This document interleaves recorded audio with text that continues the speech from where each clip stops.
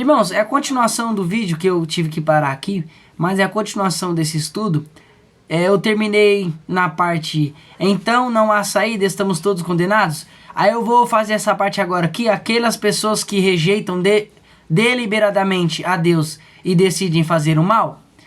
Essas pessoas têm a mentalidade carnal, reprovada por Deus e acham porque se tornaram inimigos dele. Mesmo tendo revelação de Deus e as suas consequências, lhes alertando sobre o que é certo e errado, essas pessoas decidem viver independentemente do Senhor Jesus e são indesculpáveis. Caso não se arrependa e crie essas pessoas, serão castigadas e receberão a punição eterna pelos seus pecados. Mateus capítulo 25, verso 46.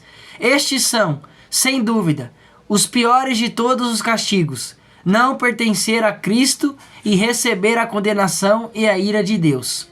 Mas por que depois que aceitamos a Cristo, as coisas ruins continuam acontecendo em nossas vidas? Ele não poderia poupar-nos do sofrimento? Deus não nos prometeu um mar de rosas, e sim, se fosse assim, muitos iriam buscar a Deus somente para obter dele este benefício, e não por amor e fé. Se Deus quisesse somente poupar os seus filhos da dor, poderia simplesmente levar os crentes para o céu depois que estes se arrependessem e o aceitassem. Assim os crentes iam automaticamente desfrutar do descanso e gozo eterno, sem ter o que passar por sofrimentos nesta vida. Mas a vontade de Deus para os seus filhos envolve ter vida com Cristo em momentos bons e também nas adversidades da vida. Envolve confiar na graça e ter alegria nele e até mesmo em meio ao sofrimento. É assim que nos tornamos totalmente dependentes dele. Quando os que amam a Deus vivem assim, testemunham ao mundo que o bom soberano não é a ausência de sofrimento, mas sim ter Cristo em seus corações e ser semelhante a ele. Enquanto tivermos neste corpo mortal, estamos sujeitos às mesmas fraquezas e dificuldades que qualquer outro ser humano. Romanos capítulo 8, verso 10 e 11. Como é que as coisas ruins que nos acontecem podem ser para o bem? Humanamente falando, é quase impossível entendermos essa lógica. Mas quem é que compreende a mente do Senhor? Romanos 11, 34. É muito complicado para qualquer pessoa compreender como é uma situação de dor, falta, perda, angústia, injustiça, aflição ou natureza poderá trazer alguma contribuição para alguém. De fato, mesmo sem entender completamente, isso deve ser aceito pela fé e não pela razão. Toda aflição terá o seu fim e a glória de Deus será revelada em nós.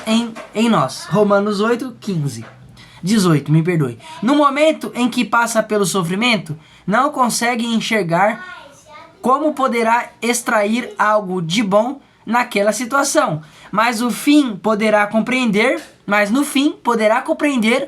qual o propósito por trás de tudo.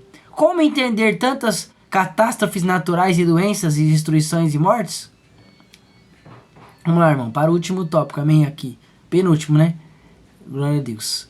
Infelizmente, todos os seres criados, inclusive a natureza, sofrem os danos colaterais do pecado, praticado desde o princípio pelos homens. Romanos 8, 19 e 22.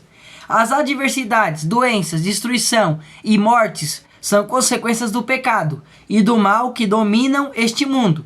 Esses danos e sequelas nos causam tamanho assombro porque, em contraste, temos em nossa mente um grande desejo pela eternidade.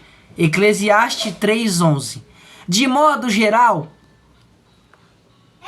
De modo geral, não gostamos de pensar que os nossos corpos físicos, bem como toda a natureza, se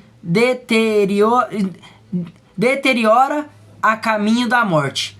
Todos aguardam o dia da redenção final, mas até lá, todos nós estamos sujeitos a danos, doenças e problemas diversos, inclusive os que amam fielmente a Deus não estão isentos de sofrimentos, doenças e aflições. O próprio Jesus Cristo nos alertou que neste mundo sofremos aflições, que foi 16:36 do outro vídeo passado que eu fiz, o estudo. Mas que nele teríamos paz. Tenha bom ânimo, porque ele venceu o mundo. Amém? Mas como os cristãos podem superar as dores do mundo? Os cristãos podem resistir os males do mundo? Porque tem consigo o Deus soberano. A diferença entre os que amam ao Senhor e os que não amam é a certeza pela fé que Deus está presente mesmo em meio às lágrimas. Os cristãos conseguem superar ao sofrimento não pela sua própria força ou capacidade, mas por causa dos méritos de Cristo. A esperança que nos liga ao Pai de amor nos sustenta. Além disso, o Espírito de Deus habita em nós pela fé. Temos um Consolador que nos fortalece e advoga as nossas causas, de acordo com a vontade de Deus. Os que amam a Deus podem continuar firmes em sua confiança nele, pois, apesar dos sofrimentos deste mundo, Deus permanece sempre conosco. Romanos 8:31. Isso significa que ele está presente hoje e continuará para todo sempre.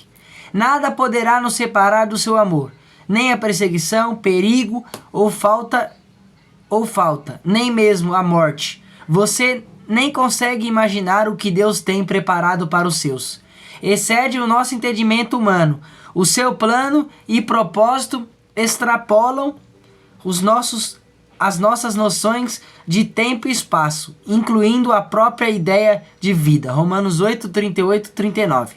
Vale a pena viver com Cristo, sendo-lhe sempre fiel em amor, aguardando firme nas promessas e sofrimentos, porque no fim iremos gozar de uma eternidade gloriosa na presença de Jesus. Amém, irmãos? Esse vídeo é continuação do primeiro vídeo, amém? Eu já peço que você venha deixar o like, compartilha e que você possa ser abençoado com essa palavra, amém? Deus os abençoe em nome de Jesus.